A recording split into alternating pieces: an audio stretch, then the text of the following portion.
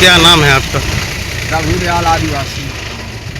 क्या हुआ है? कल आप खाद के लिए गए थे महुआ टोला पे। जब हम खादी को गए सर, तो हमको वहाँ हमारी मलकिन के नाम से बैजंती देवी के नाम पर टोकन कटा था साहब। और हम जब मलकिन हमारा पैसा दिया 5 बोरी को 1500 रुपया दिया, फिर भी साहब जब 5 बोरी का, तो हमने पूछा मलकिन से कि कई बोरी पाए हो, तो कहीं से 2 बोरी। तो हमने कहा 5 बोरी ले लीजिए। अब साहब से हम पूछें कि साहब हमको 5 बोरी चाहिए, तो पुलिस वाले साहब छयौनी था, वहाँ से दौड़ करके हमको पकड़ के मारे लागे का खादी दी थी।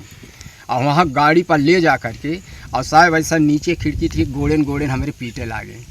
अब ज़्यादा तो नहीं साहब, पे पीटे तो लागे, अब मारिन, फिर अंदर मारिन, फिर अंदर मारिन जब हमका, फिर कंचा जैसे अब खिड़की से दौड़े आदमी, पब्लिक दौड़े, तो साहब हमको ज़बरदस्ती फिर लेके गाड़ी भाग गई।